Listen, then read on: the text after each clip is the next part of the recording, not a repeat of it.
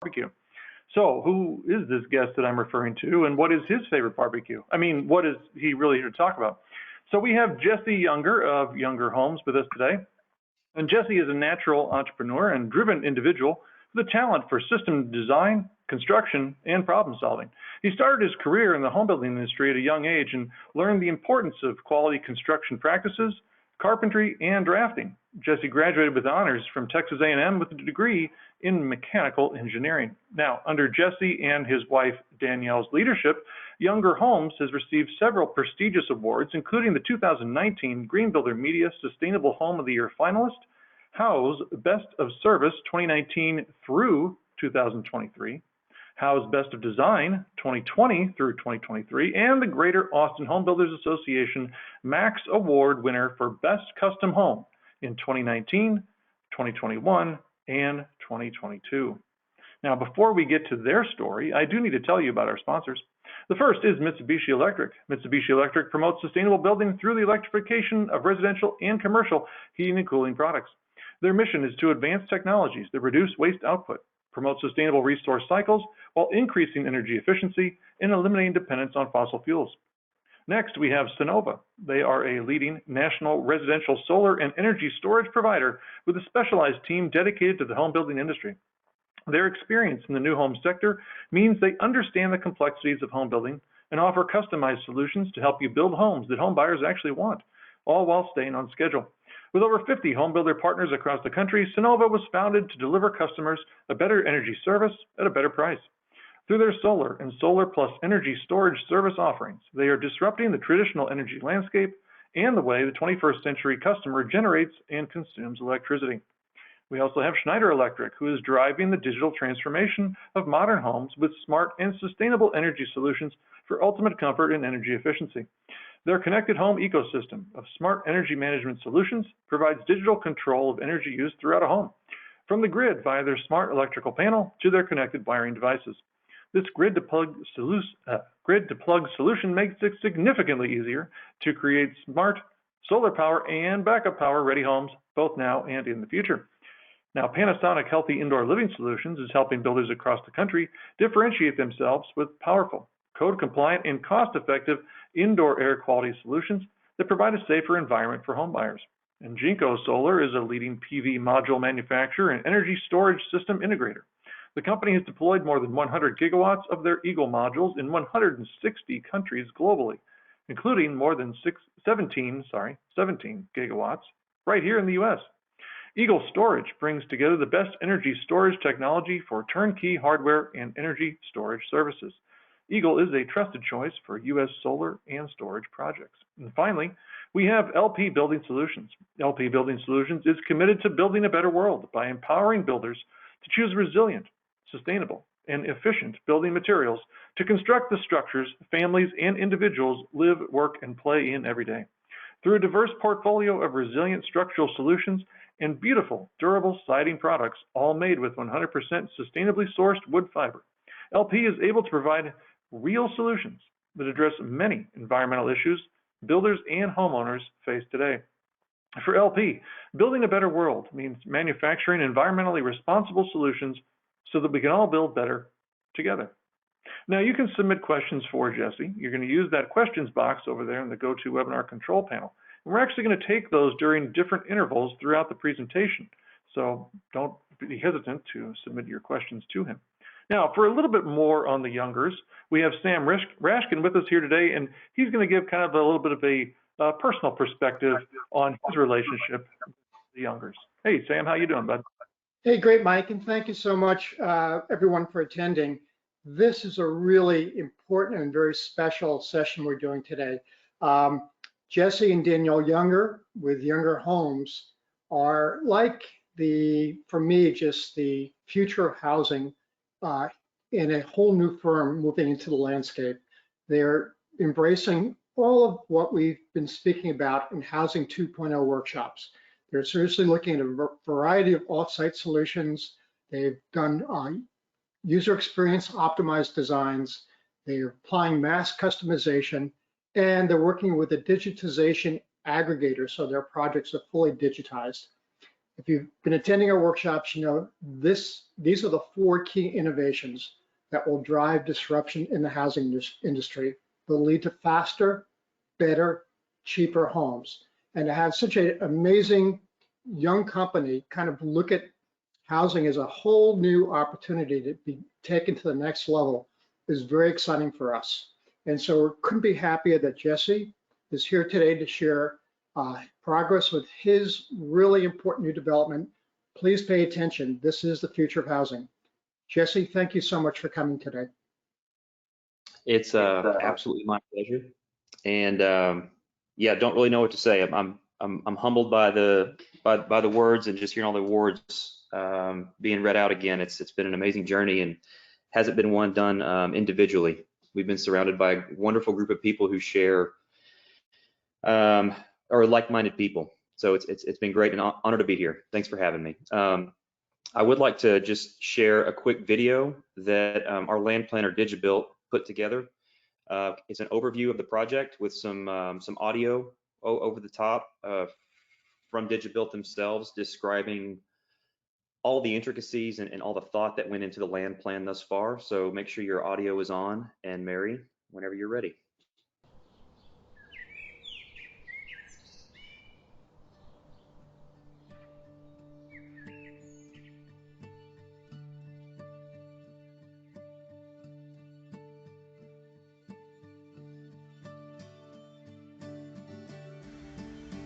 Destinations within Lago Place are connected through an intricate network of streets and paths, as well as a series of carefully orchestrated views.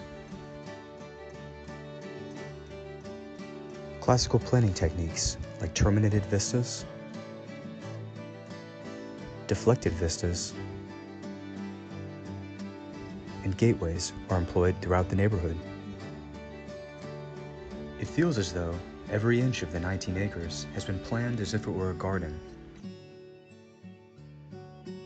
In Lago Place, the architecture and urban design are intertwined and attuned to the environment. The buildings in Lago Place are primarily characterized by their simplicity and consistency, creating a harmonious atmosphere without being monotonous. Our warm climate encourages outdoor living, and so the homes and commercial spaces are designed to promote natural ventilation and feature outdoor spaces. The use of natural and authentic materials allows buildings to mature gracefully, evoking a sense of place rather than time. By incorporating new technologies without making them the primary focus, we have established a timeless and enduring architectural style. While the site's topography is a challenge, it also offers opportunities to create a more compact and therefore walkable layout. Anything but an exercise in cookie-cutter engineering, site planning is approached as a three-dimensional puzzle. The streets and alleys accommodate cars and emergency vehicles, yet they have an old-world charm that invites us to walk or pedal instead of drive. Upon reaching the summit, one finds something we don't often get to experience without a passport: a taste of human-scaled urbanism. Hilltop Square is both the geographic and social hub of the community. A carefully designed ensemble of two-story buildings create the walls of what feels like an outdoor room, screening the space from the sight and sounds of Highway 1431. The sound of traffic is replaced by the sound of water from fountains, friendly conversation between neighbors, children playing, leaves rustling in the breeze. It is an oasis. It is where festivals take place, traditions are established, and community is built. Lago Place is a community crafted both for and from the region that embodies the essence of Texas Hill Country.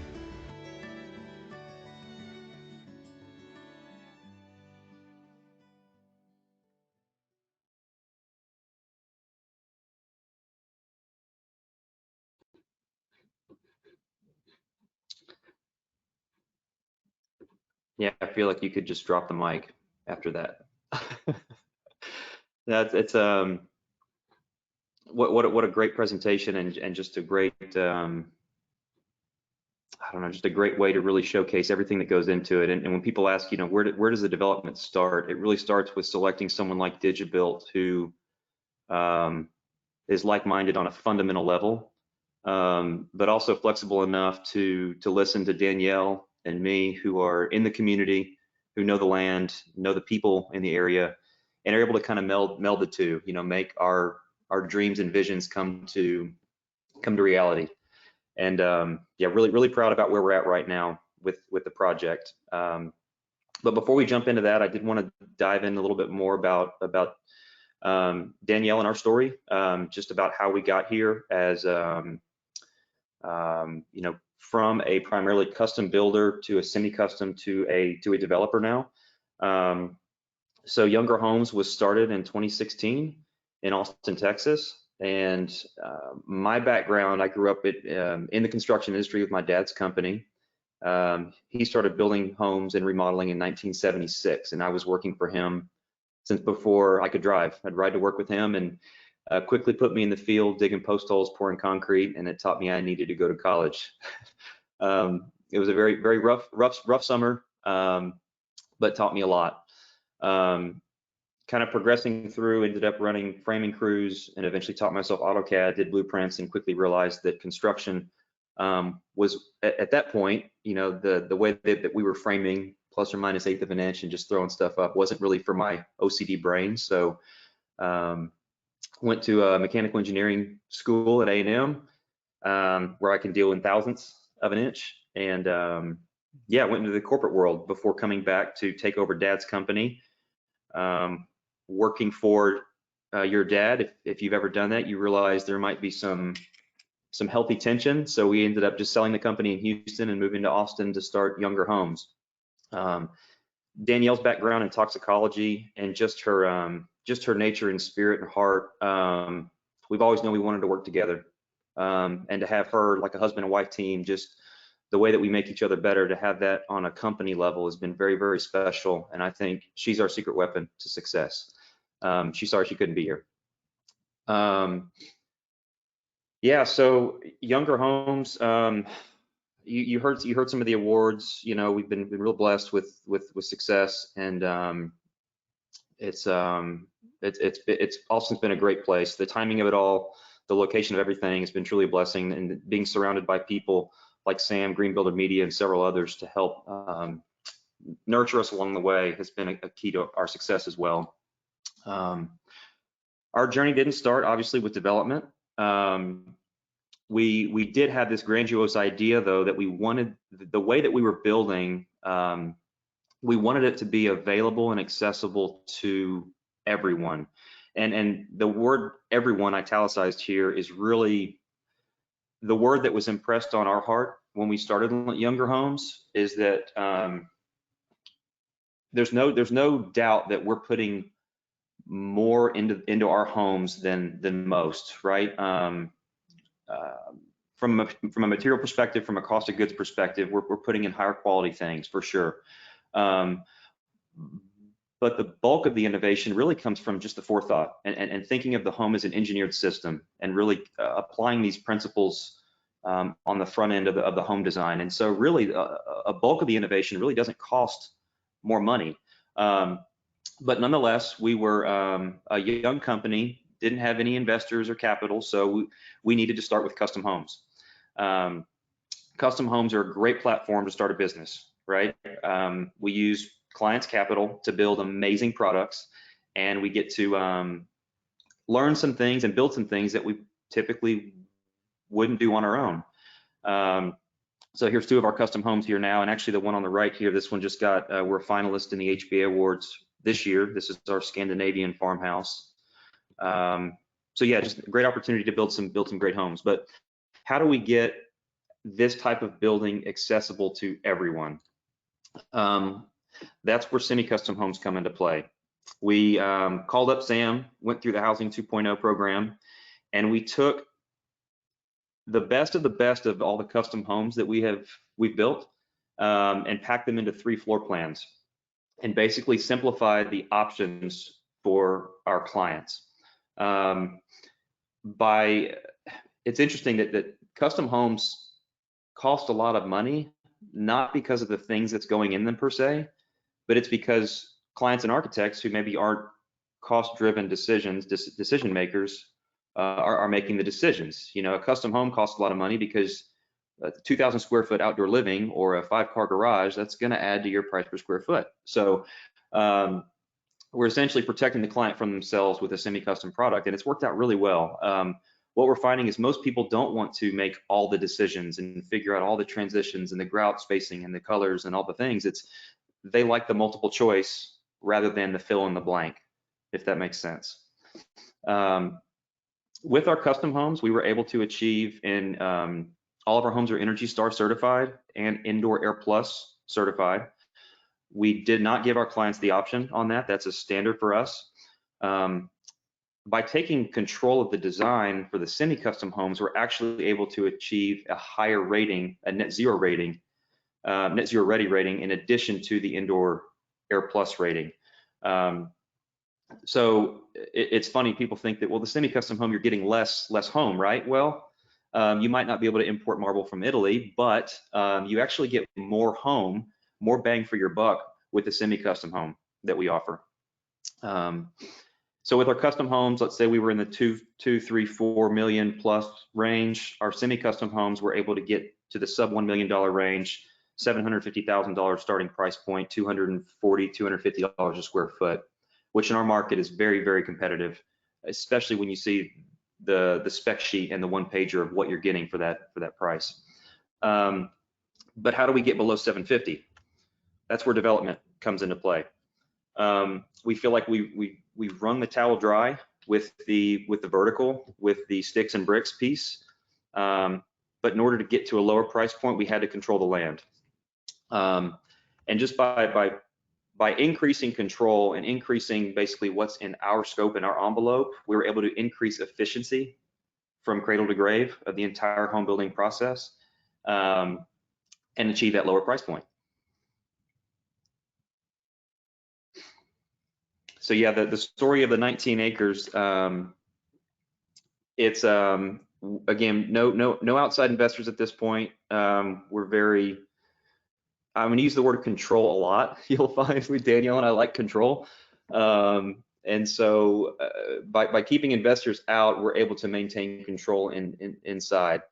So since 2016, knowing this was our vision, we slowly parceled off, profits from year over year, and purchased this property about a year and a half or 2 years ago now.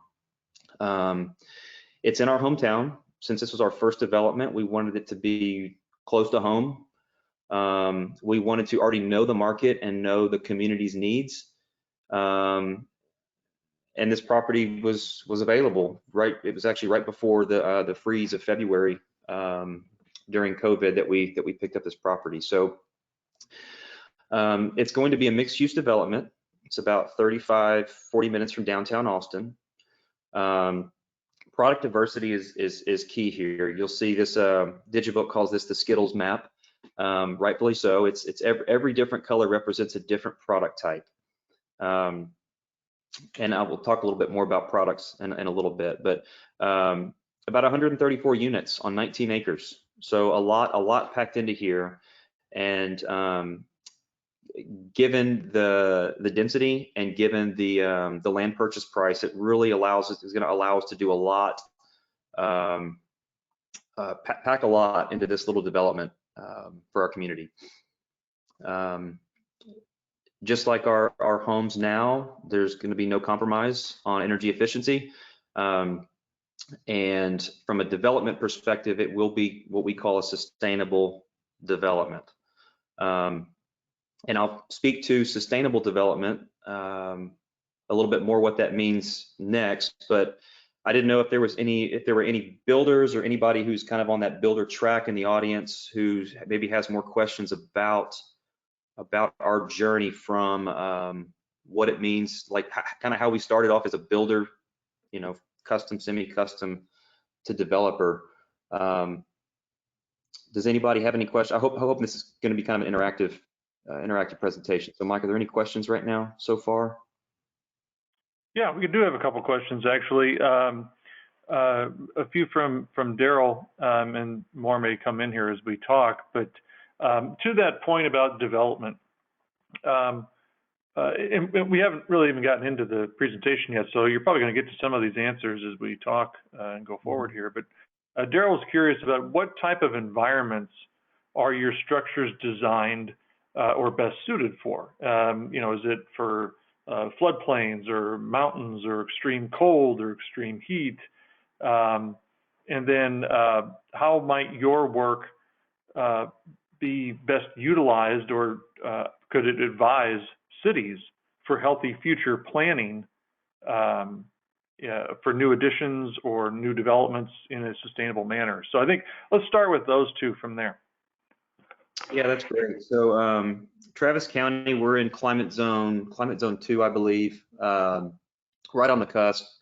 And thankfully, having 6 years of practical building experience, we feel like we've honed in on a pretty good building envelope for our climate, for our hot, humid climate. And I'll speak to more about this later, but we are going to put that to the test, because one of the initiatives of our sustainable development is to make it offsite construction ready as well. So we really want to, and that might force us to look at different building assemblies to make that achievable. And then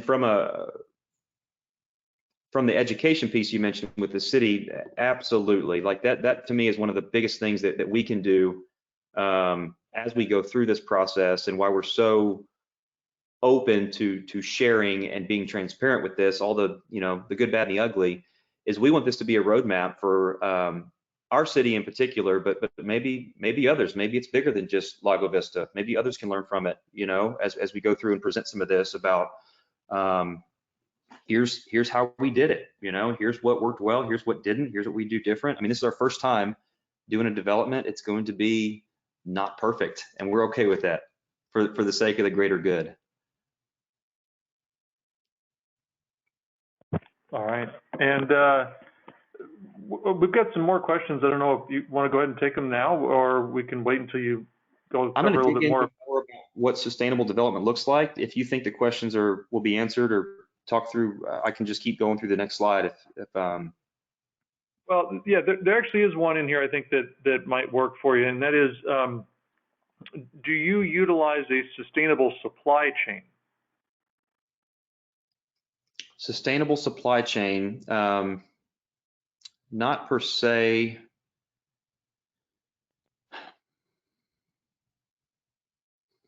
That's a good question. And I have to admit, Jesse, I don't know if there is a formal, this is the title, sustainable supply chain, or if this is more of a general reference to a sustainable supply chain. But we're talking about sustainability, we're talking about development, and so I thought amongst the other questions that remain here, some of which we'll get to a little bit later, I just thought I'd throw that one at you. No, that's a good one. In my brain, I'm trying to define sustainable supply chain first, and then see if we're doing anything that meets that criteria. I'll need to think on that. Yeah, I'm not. Nothing comes to mind at the moment in a bullet point list. That's fine. Yeah, I would say go ahead and continue, and then we can get to some of these other questions here as you go on. Great. So, what makes a development sustainable? And this is there's a lot of information here, ton of information. So I am going to stop at the end of this and just see if you guys have any questions about this. Really, the theme, what worked well for us in building was a principle that I learned from the engineering world, and that was to spend more time than most on the front end of design and defining the problem. In the engineering world, we would spend bukus of time and money and resources on a product that was designed to last maybe 6 years, right? These are products that we're designing, building, developing that are generational, that are designed to last a lifetime. So why would you not spend more time up front learning and defining the problem? So the first thing that we did, and we bought this property a long time ago. years ago, we spent a lot of time learning the land, right? So this is us, me, my two kids. DigiBuilt made this great this great file where we could essentially import the development to Google Earth. And on the Google Earth app, we were able to circumnavigate, this 19 acres and know exactly where we were within the development. So it made it really easy to, hey, let's act like let's take a hike to the hilltop, or let's go to the dog park and kind of really feel the land and learn the land just from a gut feel and emotional perspective. And that really helped drive the program and helped drive our criteria to DigiBuilt to say, hey, we really want, this feels like, more of a preserve. Let's preserve this for hiking, biking trails, or this has a good lake view. Let's put something here. So learning the land was a huge piece. Again, we already knew the community. We already know the neighbors very well. And also putting the development into VR is something else that DigiBuilt did that was really unique and really cool. We went and bought an Oculus, and we're able to live in the finished development for hours upon hours, and it drove a lot of design changes and a lot of design decisions. Really, again, living in the development before it's even built, really fine-tune the design, and the technology's there, right? I mean, companies like DigiBuilt, I can't say enough about them. The way that they were able to make the design come alive so we could polish it this early on is to me completely novel and innovative. The sun shading analysis. So like I mentioned, we're a pretty hot climate. We're next to Lake Travis, but we're not close enough. And so using the sun shading, using the prevailing winds to really make these spaces livable year round was another thing that we looked at. And again, when you're modeling this in Google Earth, in 3D, you're able to do these things relatively easy. So this animation is showing you the Hilltop Plaza. And you can see by 2 o'clock in the afternoon, it's mostly shaded because of the way the buildings are massed and the way that they're oriented.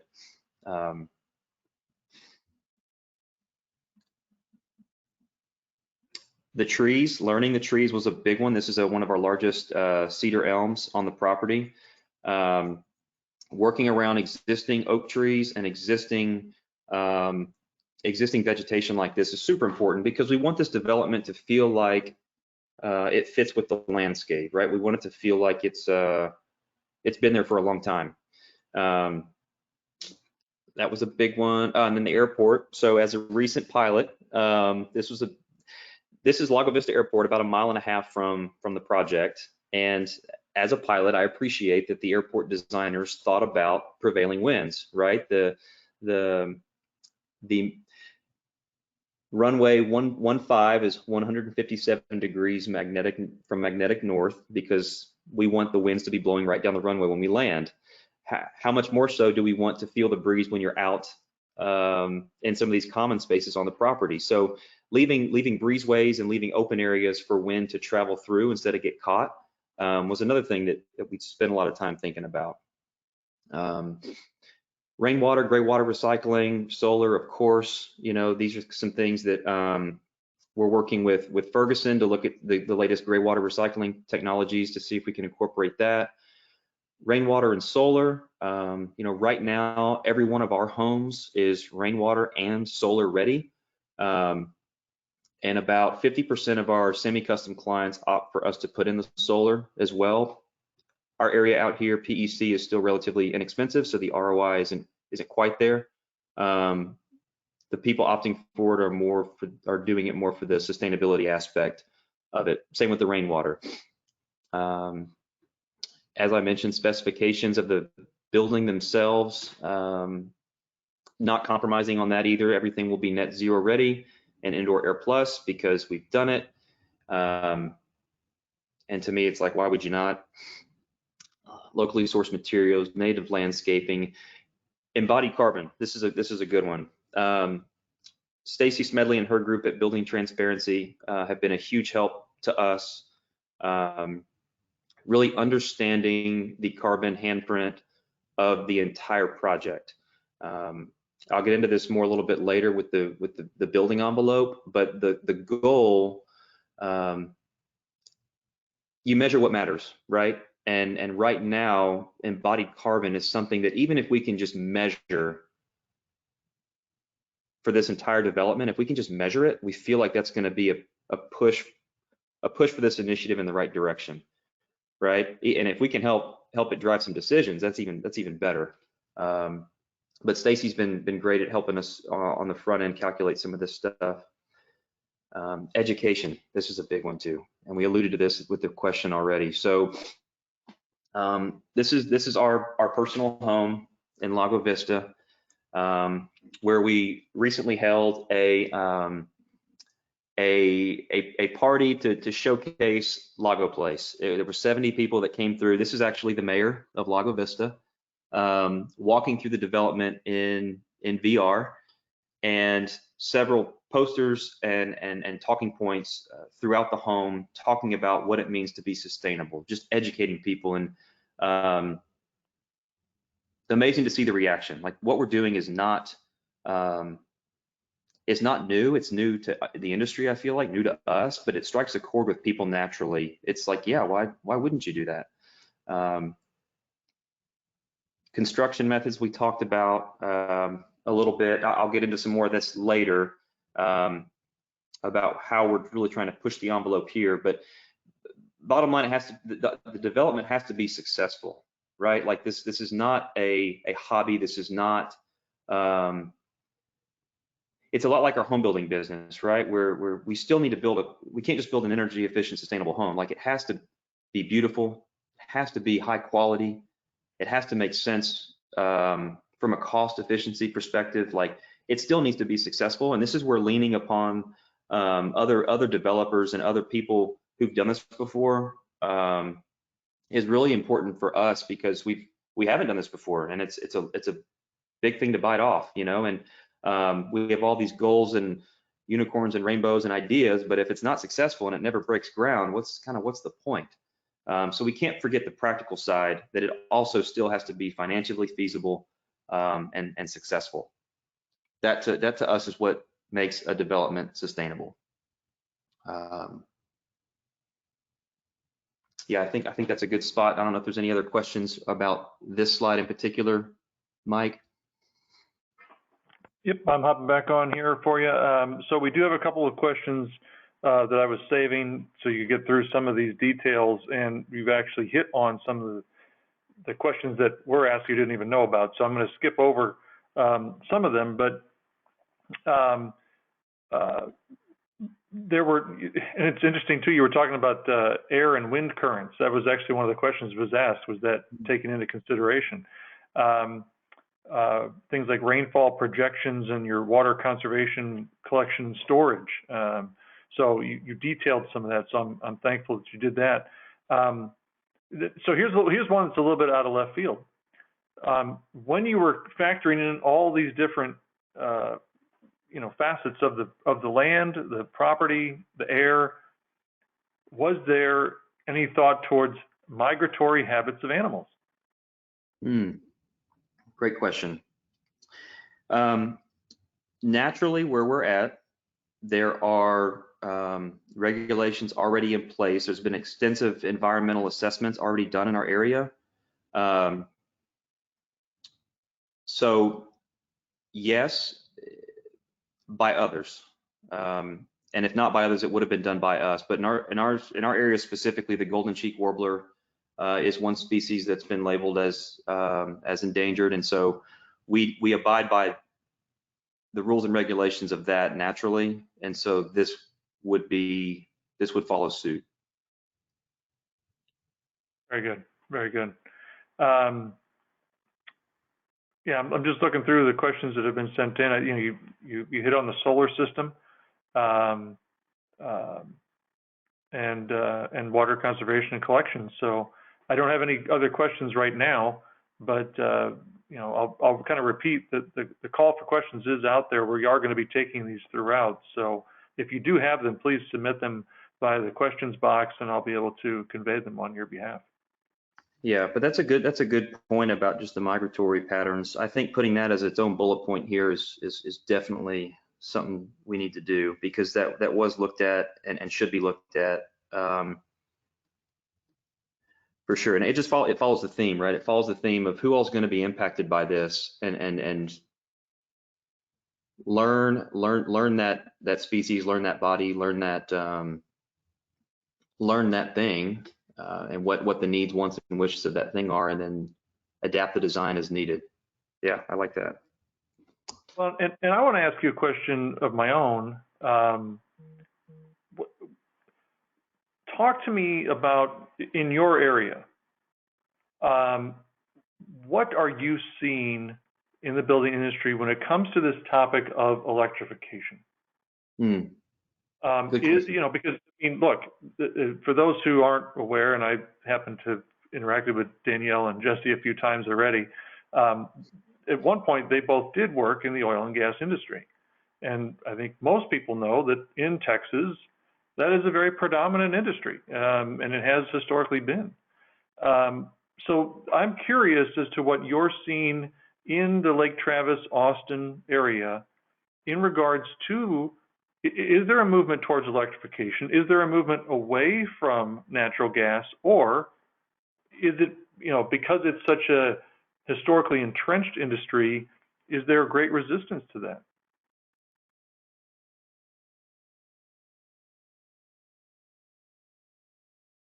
Uh-oh. We might have lost Jesse. There he is. Can you still hear me, Mike? Yep. Can you hear me okay? Yep. Go right ahead. Okay. All right, great.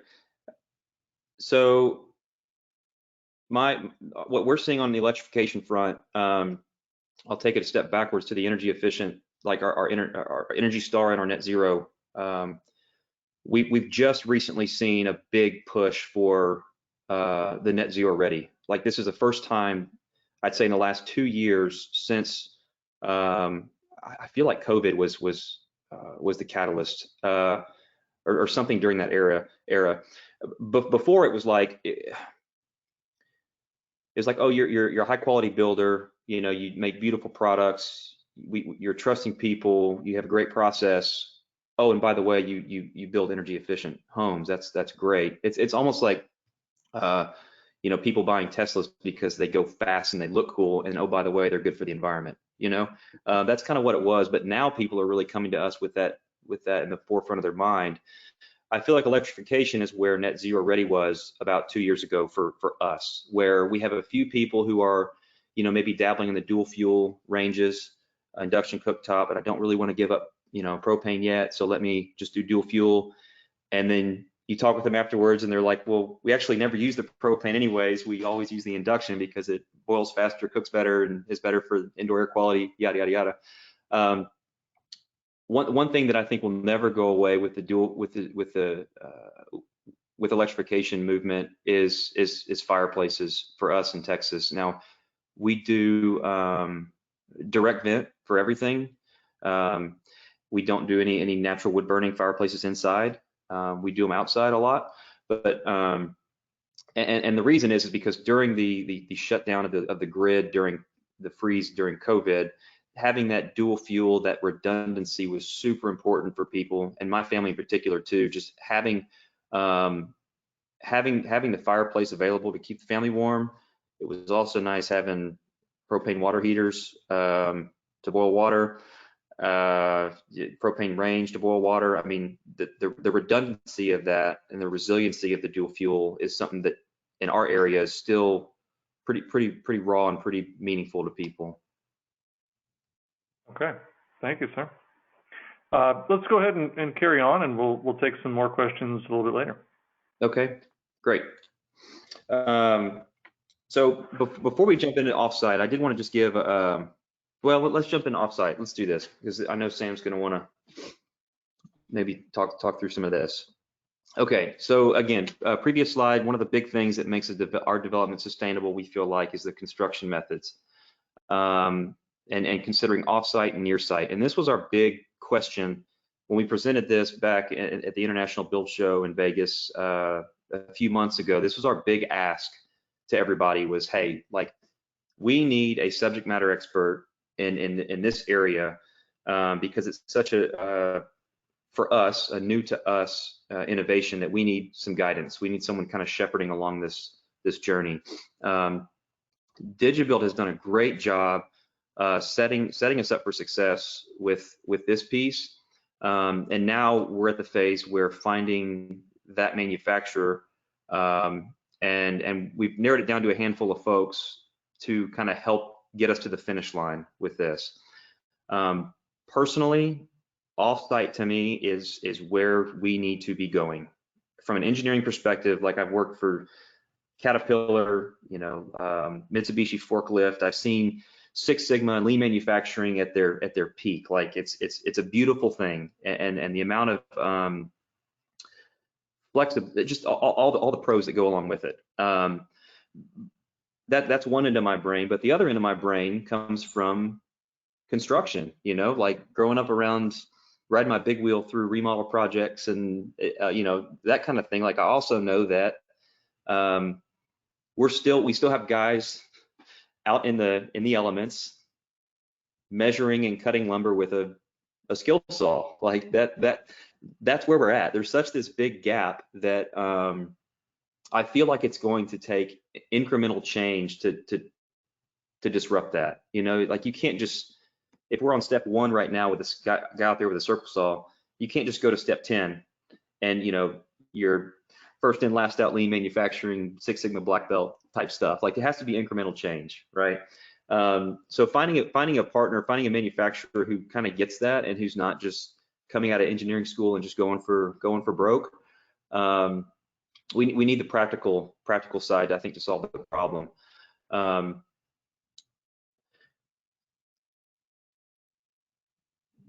Yeah, I'll stop there.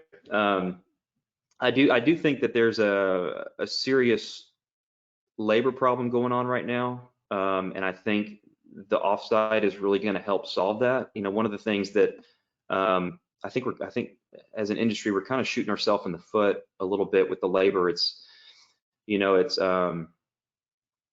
We talk through residential construction, it's so antiquated and hasn't changed in 100 years, and it's so da-da-da-da, but would you like to be a framer? Like, hey, high school graduate, you want to come to our industry? It's like, we're kind of talking out of both sides of our mouth. And so, and rightfully so, like it isn't antiquated. It's not exciting. There's no ping pong tables in the lobby, and so having this manufactured facility, I think will invite this next generation of labor and help solve a very serious and real and becoming worse problem that we have.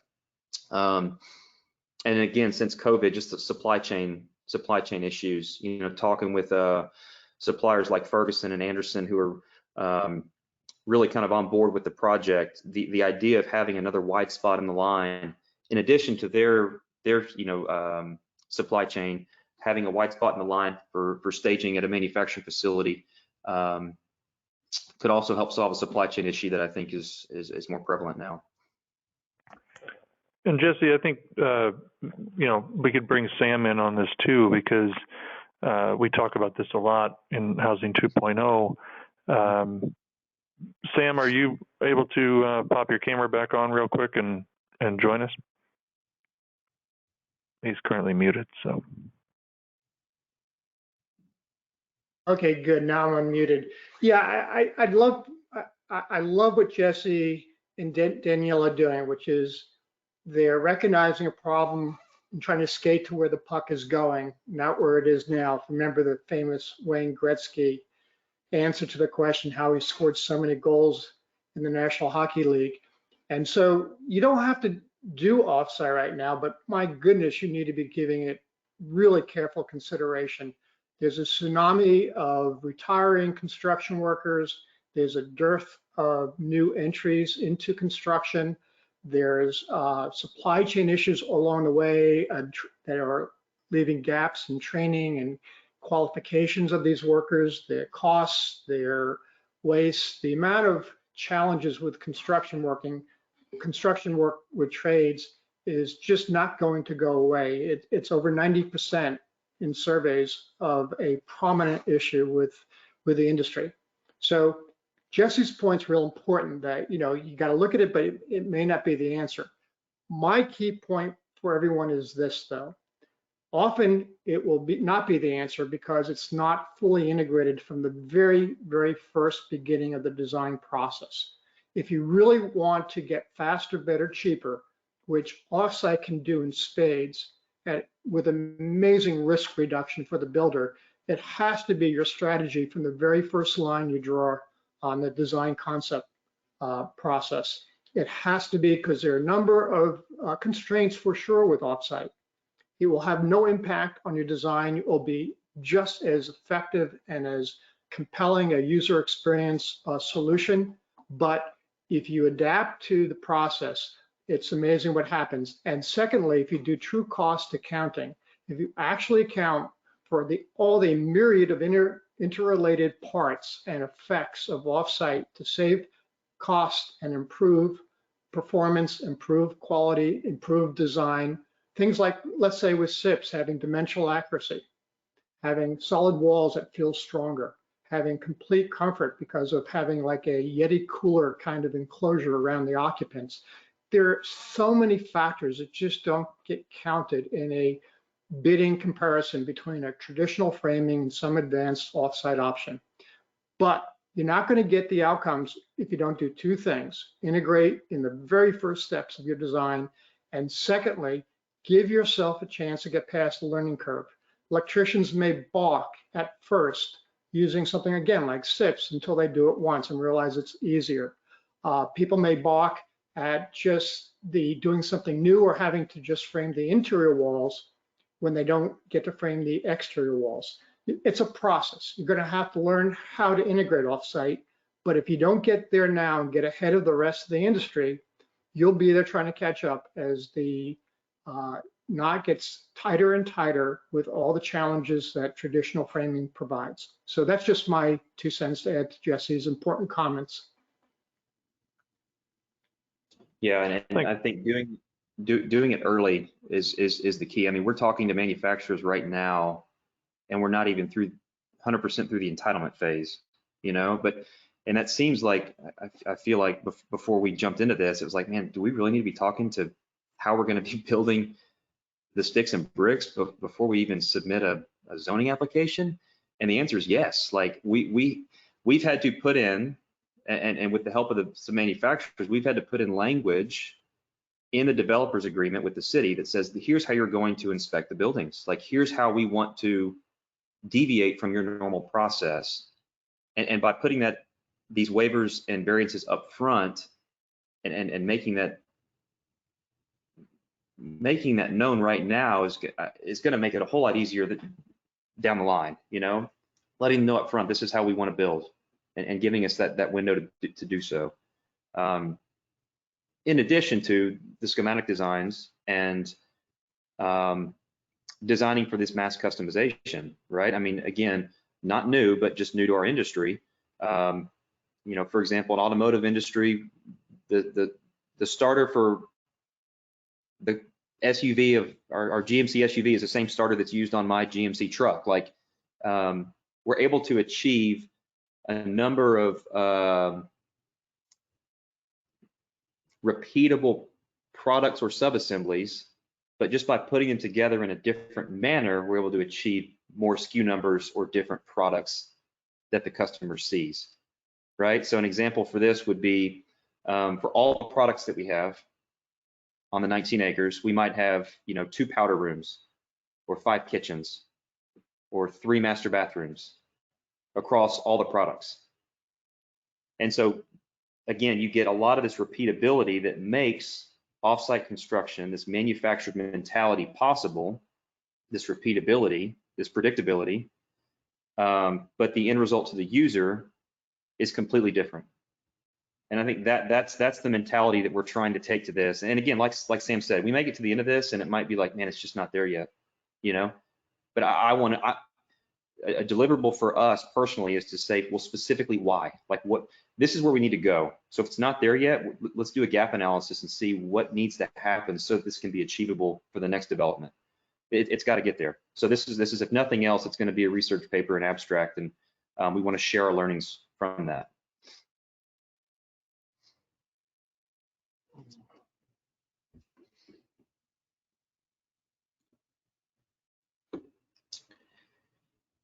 Yeah, and we alluded to this earlier too. Just looking at the different options we're looking at, and again, there's a lot of design criteria that we're looking at this point. You know, from many different angles, from offsite perspective angle, from obviously still a dollar and constructability perspective, but now there's an embodied carbon variable as well that we're looking at. And so really on the front end, starting to look at what is our wall assembly going to look like as it relates to these different design criteria that are priorities to us. I'll stop there. I know we have less than 10 minutes left. Maybe some questions or more conversation? Yeah, Jesse. So here's a question that came in from Greg, and I think it's kind of looking for a little bit of a clarification. He's curious, are you targeting net zero energy or net zero carbon? I mean, you and I just talked a little bit about electrification and the viewpoint for the region there, but like he's curious about your heating systems. Are they electric heat pump? Are they fossil fuel furnaces? So is it net zero energy, net zero carbon? Is it both that you're trying to target here? Can you just provide a little bit of clarification on that? Net zero ready for sure. If we can achieve net zero out of the gate, that's even better with the PV systems or things like that. That'd be fantastic. But net zero ready for sure. From a carbon perspective, for us personally, just measuring the carbon and using it to make decisions from a prescriptive approach, right? So if we're looking at HVAC systems and here's the different carbon, it might drive prescriptive decisions. I feel like it's a little too much for us to give a performance number to say we're going for this, at least at this point. We might put one out there just as an arbitrary number, just for a goal, but for now, just measuring and using it to make prescriptive decisions to me is huge for us. Okay. And then we had a question I was kind of saving for near the end that came in from Katie.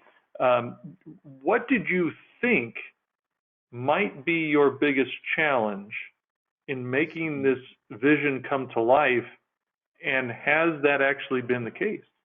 Oh, that's a good one. Jeez.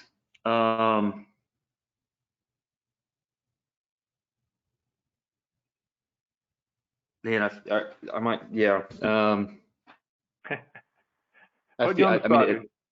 No, this is good. This is good. It might get a little philosophical here, but here we go. I feel like it's ourself. I mean, I feel like we're our own. I'm a very, very logical spreadsheet person, and like anything like this, like you have to believe in something bigger than yourself. Like, I mean, for us, it's God, right? So if it's like conditional formatting, this spreadsheet cell says it's a red, and logically this is a dumb decision, don't do it. But man, in my gut, I just know this is going to do it. You know, this is it. Pray about it, and you go for it. And if you can just constantly give up that part of yourself over and over and over, it's crazy to see just how, like, looking back, how what we've been able to accomplish. Yeah, I would say dying to yourself on a regular basis. Yeah, that's been the hardest part.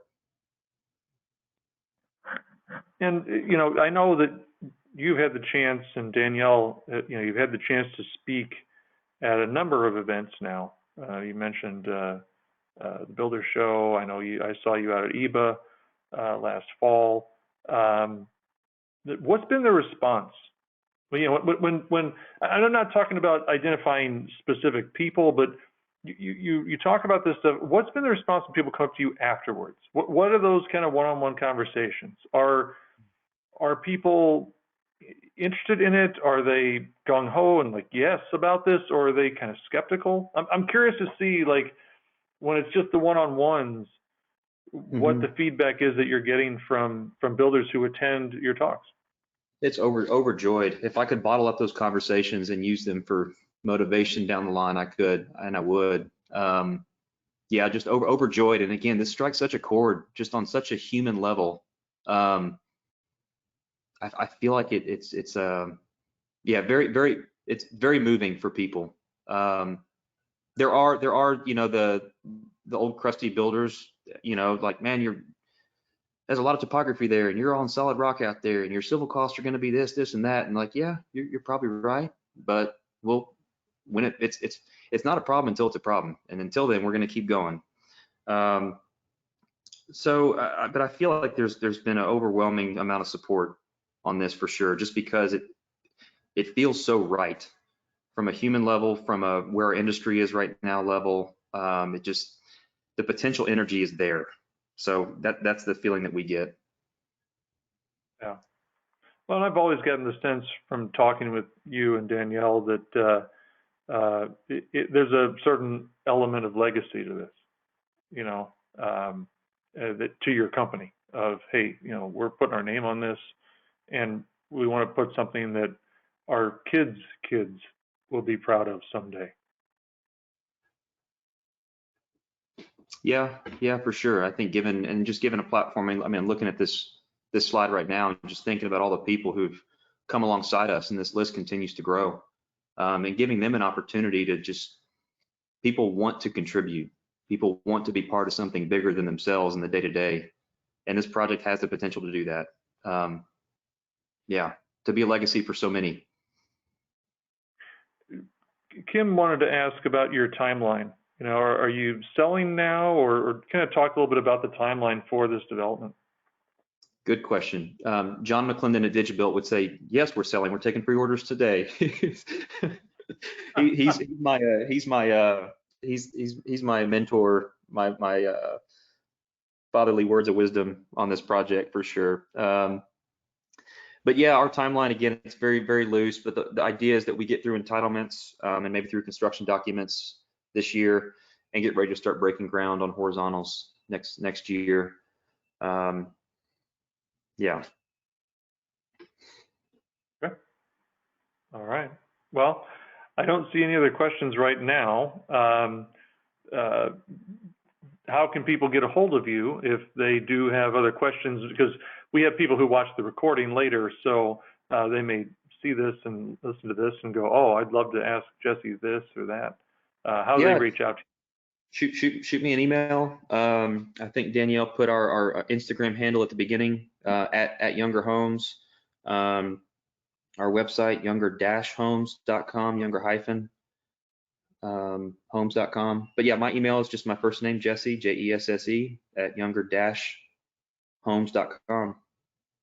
Reach out. Right. Our next big ask is, you know, the manufacturing piece. I feel like we've narrowed it down to a handful of folks. Our next big piece is going to be capital. You know, looking for that person, because while we funded this ourselves up to this point, it's quickly getting to the point where once we get through entitlement phase, the big money is going to start flowing, and we're just a young family, so we're going to need some deeper pockets to help keep this going. So that'll be the next big partnership we're looking for. Gotcha. All right. Well, Jesse, really appreciate the time and the insight today, and kind of this vision of what you guys are working on down there. And really do appreciate you coming on. And I know that you know, Sam was with us here, and he's been a huge fan of yours for a long time. And I know he was excited to have you on here. So thank you very much. Man, thank you guys for what you do here, and then behind the scenes too. Y'all's support has been unmatched. It's been great. I want to thank also our audience for asking the wonderful questions that they did, and also to our wonderful sponsors, to Mitsubishi Electric, to Sonova, to Schneider Electric, to Panasonic Healthy Indoor Living Solutions, Jinko Solar, and LP Building Solutions for the generous sponsorship of the Housing 2.0 program. And if you enjoyed today's webinar and you'd like to learn more about the Housing 2.0 strategies that we discussed here, you can register now for the Series 2 workshops. Those are online, and they are 6 parts, and they will begin in mid-October. Simply go to greenbuildermedia.com/housing-2.0 to learn more and also to register. You get to hang out with Sam and myself for 6 different sessions. Now, you say, hey, maybe I'm not sure about that yet. That's okay. We've got another thought leader webinar coming up just like this one. It's going to be on June 28th, and it's going to be with Josh Christian, who's with the Home Technology Association. We'll start at our usual time of 2 p.m. Eastern. Until next time, I want to make sure to wish a happy Mother's Day to all the moms out there. And stay safe, stay healthy, and take care, everyone. So long.